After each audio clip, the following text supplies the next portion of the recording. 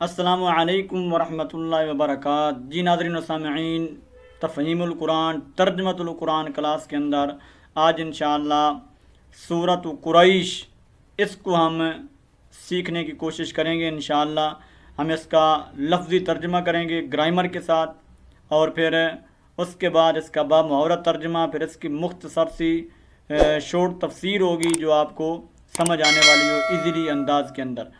تو آتے ہیں ہم اپنے سبق کی طرف، شروع کرتے ہیں اپنے سبق کو۔ سورۃ قریش یہ مکی صورت ہے، سورۃ قریش مکیہ، سورۃ قریش یہ مکی صورت ہے۔ رکوعها واحد، اس کا جو رکوع ہے وہ ایک ہے، اور اس کی جو آیات ہیں وہ 4 ہیں۔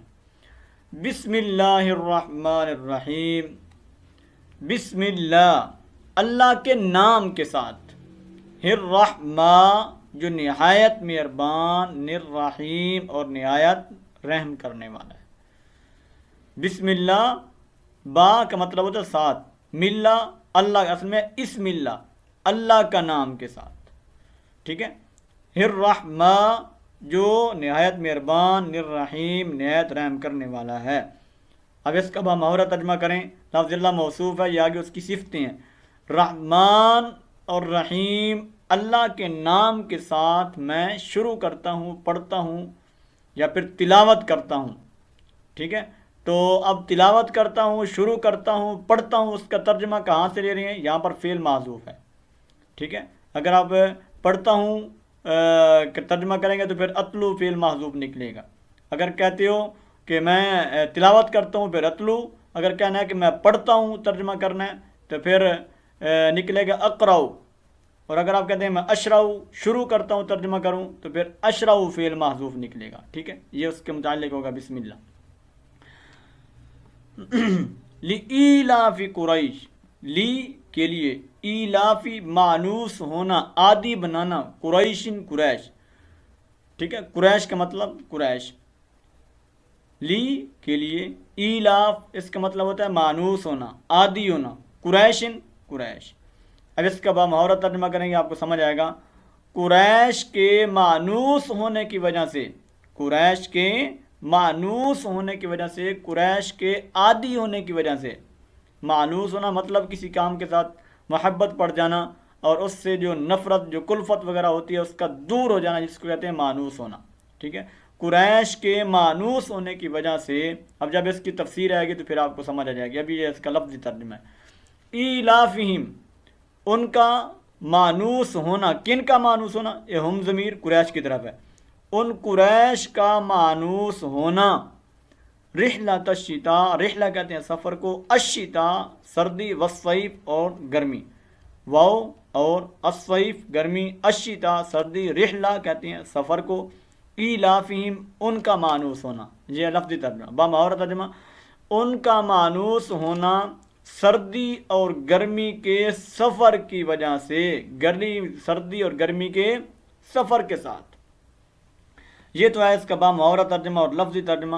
اب کیا سردی اور گرمی کے سفر سے کیا مراد ہے، یہ میں بعد میں تفسیر کے جب کرتا ہوں تو پھر وضاحت کرتا ہوں۔ تو ابھی تک اب لفظی ترجمہ صرف یاد کریں۔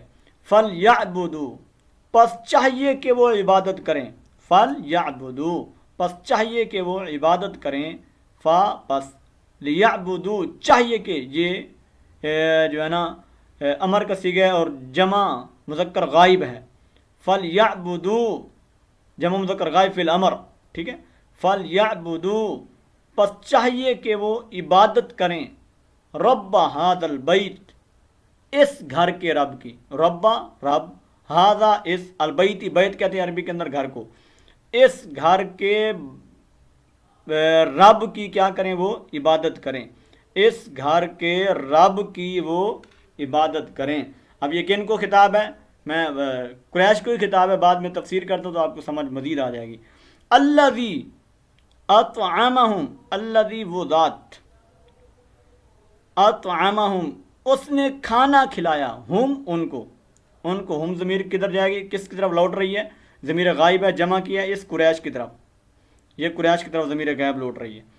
الذی وہ ذات، اطعمہم اس نے کھانا کھلایا، ہم ان قریش کو، من جوع بھوک سے، وآمنہم اور امن دیا ان کو، و آمن واو اور آمن امن دیا ہم ان کو، من خوفن خوف سے، من سے خوفن خوف، ٹھیک ہے۔ الذی وہ ذات جس نے کھانا کھلایا ان کو مطلب قریش کو، من جوعن بھوک سے، اور امن دیا ان کو قریش کو من خوفن خوف سے۔ تو یہ تو تھا اس کا لفظی ترجمہ۔ اب آتے ہیں اس کی مختصر سی تفسیر کے اندر۔ لِإِيلَافِ قریش، مانوس قریش کے مانوس ہونے کی وجہ سے، یعنی کیا مطلب کہ قریش کا جو ذریعہ تجارت تھا، گزران کا ذریعہ تھا وہ تھا تجارت۔ قریش کا قافلہ سال کے اندر 2 مرتبہ اپنے ملک سے باہر جایا کرتا تھا، ایک مرتبہ شام اور ایک مرتبہ یمن کی طرف، ٹھیک ہے۔ سردیوں کے موسم کے اندر یہ یمن کی طرف جاتا کیونکہ جو یمن کا علاقہ ہے وہ گرم تھا، ٹھیک ہے، اور جو گرمیوں کا موسم جب ہوتا تب جاتا شام کی طرف، ٹھیک ہے۔ شام کا علاقہ آپ کو پتا ہے چونکہ وہ ٹھنڈا ہے، اس لیے گرمیوں کے موسم میں وہ شام کی طرف اور سردیوں کے موسم میں وہ یمن کی طرف جاتا۔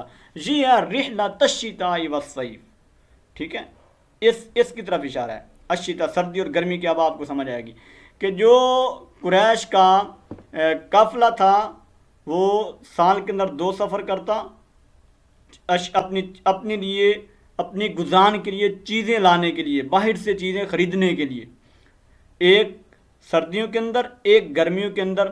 سردیوں کے اندر وہ یمن کی طرف اور گرمیوں کے اندر وہ شام کی طرف جاتا تھا۔ تو چونکہ یہ خانہ کعبہ کے متولی تھے اور خانہ کعبہ کے ساتھ ان کا تعلق تھا قریش کا، تو اس لیے قریش کے قافلے کو کوئی روکتا نہیں تھا، قریش کو کوئی ٹوکتا نہیں تھا، صرف خانہ کعبے کے ساتھ تعلق ہونے کی وجہ سے وہ عرب کے اندر بڑے معزز ترین لوگ تھے، ٹھیک ہے، جو قریش کے لوگ تھے وہ بڑے معزز ترین لوگ تھے، تو اس لیے ان کا جو سفر تھا وہ بڑا آسانی کے ساتھ ہو جاتا۔ اور چونکہ سورت کا تعلق پیچھے سورت الفیل آ رہی ہے جو انشاءاللہ نیکسٹ سبق کے اندر آئے گی اس کے ساتھ ہے، تو وہاں پر ابھرا نامی جو خانہ کعبہ کو بادشاہ، یمن کا جو بادشاہ تھا جو خانہ کعبہ کو گرانے کی بےہودہ سازش کر رہا تھا، پھر اللہ تعالیٰ نے ان کو ہلاک کیا، نیست و نابود کیا۔ تو ابرہہ کو بھی اس طرح ہی اس لیے نیست و نابود کیا تھا تاکہ یہ جو قریش کے لوگ ہیں یہ سکون سے اپنے سفر کو جاری رکھ سکیں، جو سفر یہ سردی اور گرمی کے اندر کرتے ہیں، تاکہ ان کو ظالم بادشاہ جو ہے نا ان کو کہیں روکے نہ، ان کو کہیں ٹوکے نہ، ان کی عزت کو کہیں نقصان نہ پہنچائے۔ اس لیے اللہ نے ان کو بھی جو ہے نا کنکریوں کے ذریعے، ویسے تو وہ خانہ کعبہ کو گرانے کے لیے آ رہا تھا، تو ان قریش کی عزت کس کی وجہ سے بنی ہوئی تھی؟ خانہ کعبہ کی وجہ سے بنی ہوئی تھی، ٹھیک ہے۔ تو اسی کی طرف ان 2 آیات کے اندر اشارہ ہے۔ اللہ تعالیٰ فرما رہے ہیں کہ تمہارا سفر کرنا سردی اور گرمی کے اندر، جو تم سامان تجارت اپنا لے کر کے آتے ہو، اس کے عادی سفر کا عادی اللہ فرماتے ہیں میں نے تمہیں بنایا تھا، اور تم اس کعبہ کی وجہ سے بڑے معزز تھے، تو اب تم نے کیا کرنا ہے؟ فَلْيَعْبُدُوا رَبَّ هَذَا الْبَيْتِ۔ اب یقیناً آپ کو تفسیر سمجھ آئی ہوگی۔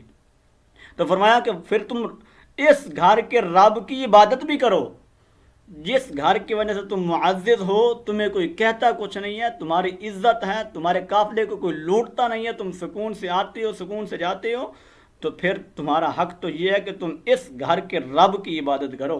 اس گھر کا رب کون ہے؟ وہ اللہ ہے، اور تم بتوں کو معبود بنا کے بیٹھے ہو۔ تو اصل میں یہ بات سمجھانا مقصود تھی، یہ اس لیے سردی اور گرمی کا ذکر کر کے اللہ نے ان کو بتلایا ہے کہ اپنے آپ کو دیکھو تو صحیح، تو میں نے تمہیں کتنی آسانیاں فرمائی تھیں، تو صرف مقصد یہ تھا کہ فَلْيَعْبُدُوا رَبَّ هَذَا الْبَيْتِ، تو پھر تم جس رب نے تمہیں عزت دی ہے، جس گھر کے رب نے تمہیں عزت دی ہے، تم بھی اس گھر کے رب کی عبادت کرو۔ اس لیے یعنی شرک کا بڑا واضح توڑ ہے کہ تم شرک کو چھوڑ دو، صرف اللہ کی عبادت کرو۔ آج امت مسلمہ کو بھی یہی درس ہے کہ شرک کے گھٹا ٹوٹ اندھیروں سے نکلیں اور اپنے آپ کو رب کی طرف لائیں۔ الذی اطعمہم من جوع، الذی وہ رب کون ہے، اس گھر کا رب کون ہے جس نے تمہیں کھانا کھلایا من جوع، بھوک میں۔ کیا مطلب کہ یہ جو تم سفر کرتے ہو، سامان تجارت لے کر کے آتے ہو، یہ تمہیں کھانا کون کھلا رہا ہے؟ اگر تم ہر طرح کے پریشانیوں سے محفوظ ہو تو تمہیں کون محفوظ کر رہا ہے؟ وہ اللہ ہی کر رہا ہے نا۔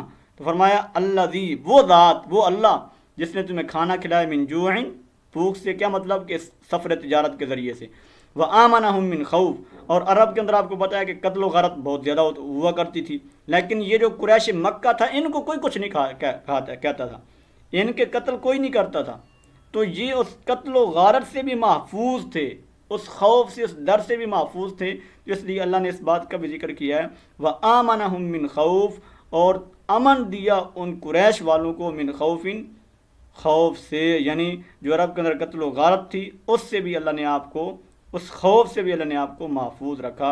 تو یہ ہے سورت، چھوٹی سورت، اس کا لفظی ترجمہ بمحاورہ ترجمہ، اس کی مختصر سی تفسیر۔ یقیناً آپ کو یہ سورت سمجھ آ گئی ہوگی کہ اللہ تعالیٰ سورت کے اندر کس بات کا ذکر کر رہے ہیں۔ اب آتے ہیں انشاءاللہ اگلے سبق میں نیکسٹ لیکچر کے ساتھ، تب تک ہمیں دعاؤں کے اندر یاد رکھیں، ویڈیو پسند ہے لائک لازمی کریں، شیئر لازمی کریں، الباقی عند التلاقی انشاءاللہ تعالی۔